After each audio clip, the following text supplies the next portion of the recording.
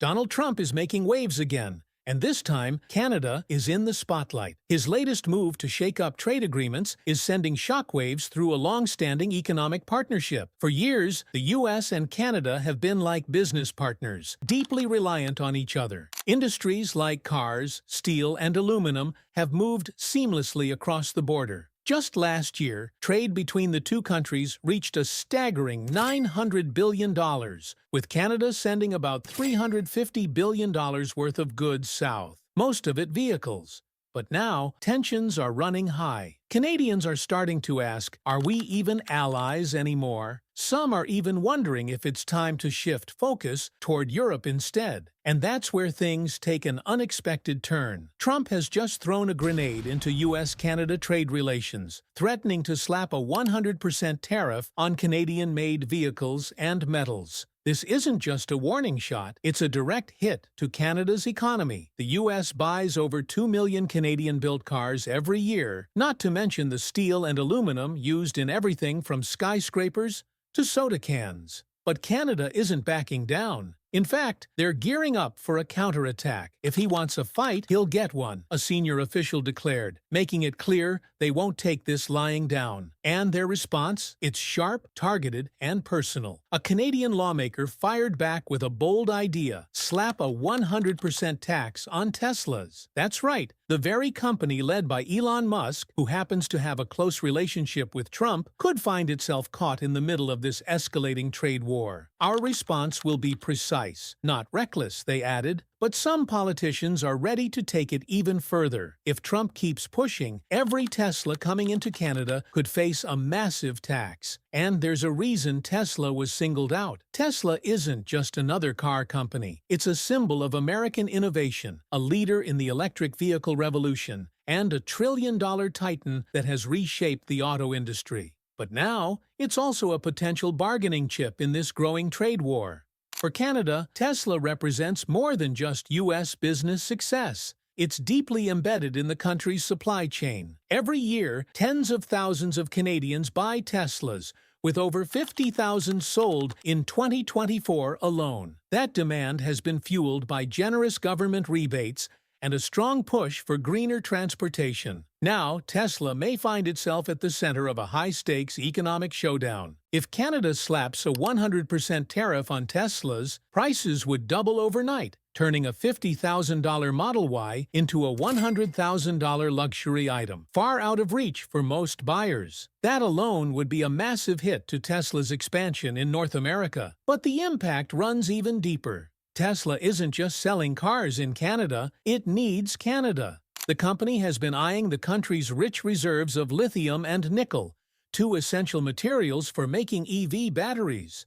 In fact, Tesla has already locked in deals with Canadian suppliers to source these key minerals. Without them, its entire battery production strategy could be thrown into chaos. Even Elon Musk himself has recognized Canada's importance, once calling the country a game-changer for Tesla's supply chain. But now, that advantage could turn into a major liability if Canada decides to fight back. A senior Canadian official put it bluntly: tax our cars? Fine. We'll cut off your battery metals and sell them elsewhere, maybe to Europe, maybe to China. And this isn't just talk. Canada is one of the world's top producers of nickel, lithium, and cobalt, all essential for EV batteries.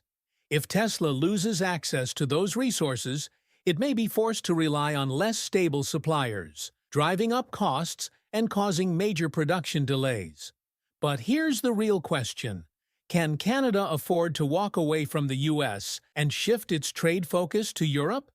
On the surface, shifting trade away from the U.S. sounds like a huge gamble.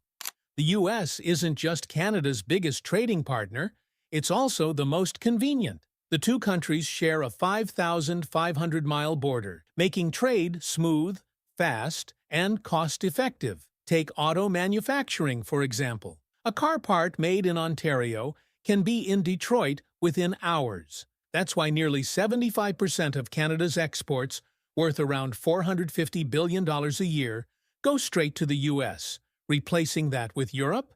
That's a logistical nightmare. Shipping across the Atlantic is expensive and slow.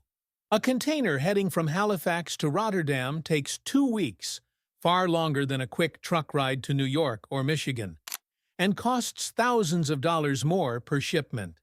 Then there's the competition. Europe already has its own automotive powerhouses like Volkswagen, BMW, and Renault. They're not exactly waiting for Canadian imports when they have plenty of homegrown options. The same goes for metals, with European manufacturers already sourcing key materials from places like Norway and Russia.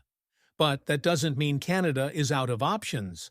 Back in 2017, it signed a major trade deal with the European Union, the Comprehensive Economic and Trade Agreement, CETA.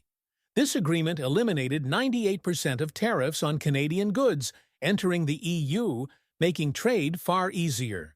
Since it took effect, Canadian exports to Europe have jumped by 30%, and in 2024 alone, trade between the two hit $60 billion. That's a big deal, especially when compared to the US, which is moving toward protectionist policies like tariffs.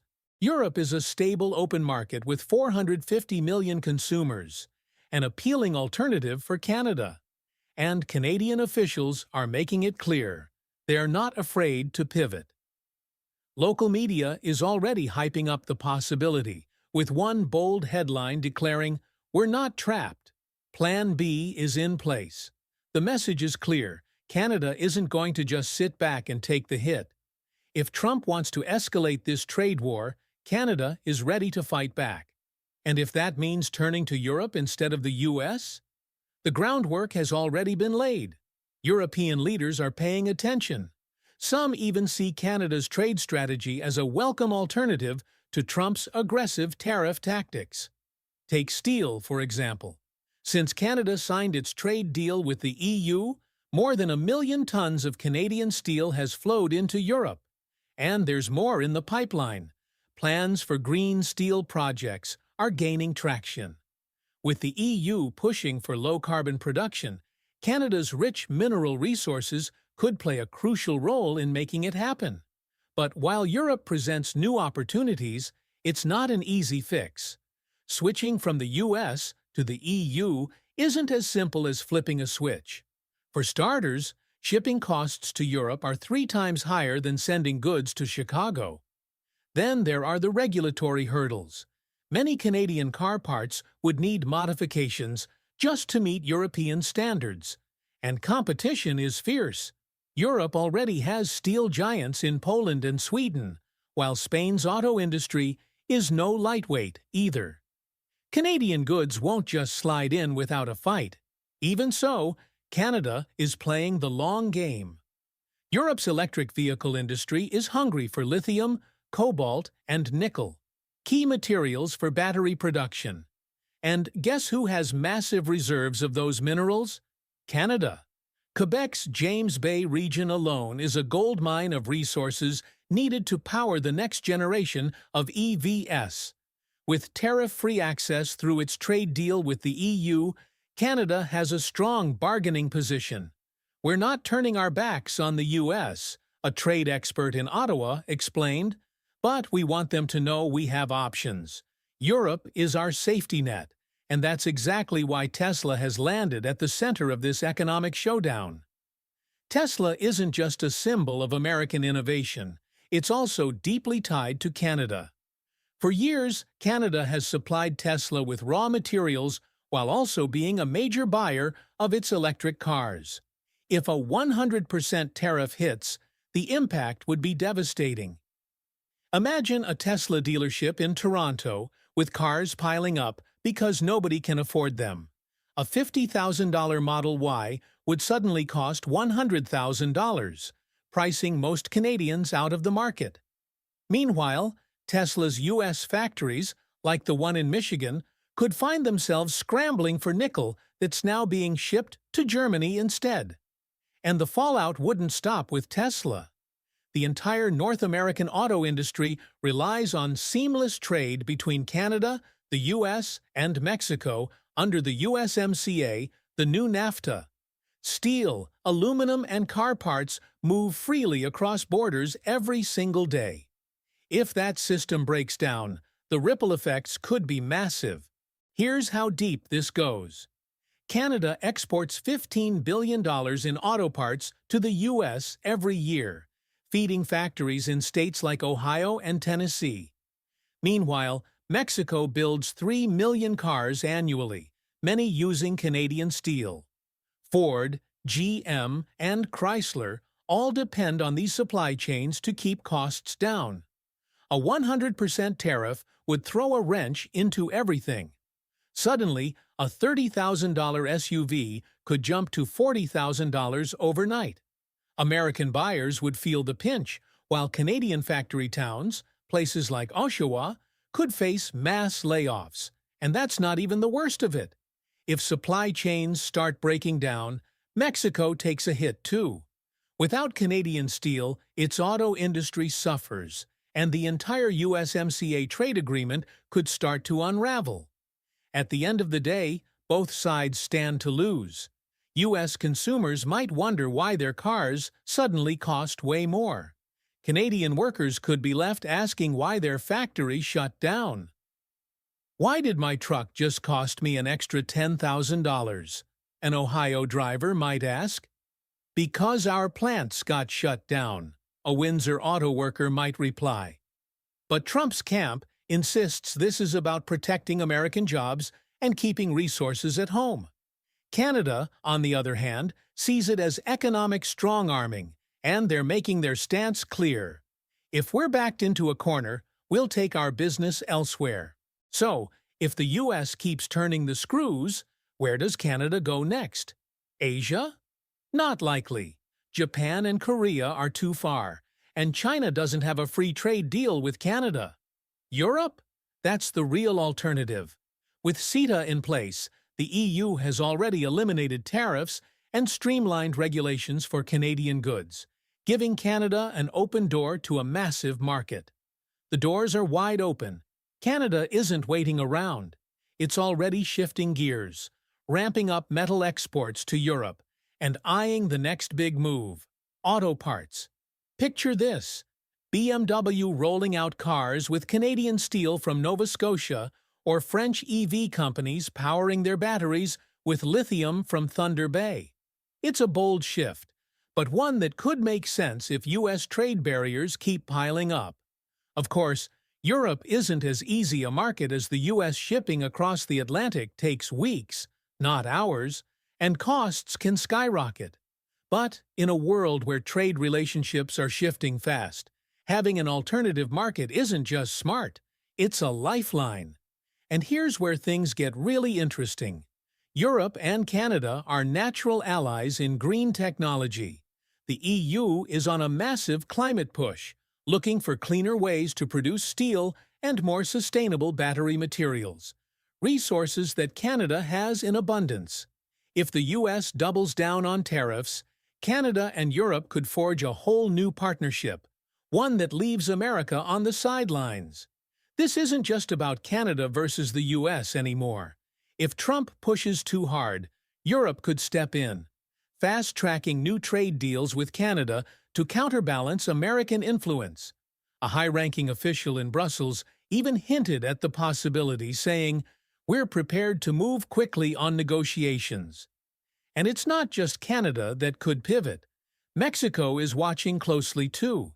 If the U.S. keeps making trade harder, Mexico could also start looking toward Europe, cracking the foundation of North America's tightly connected economy.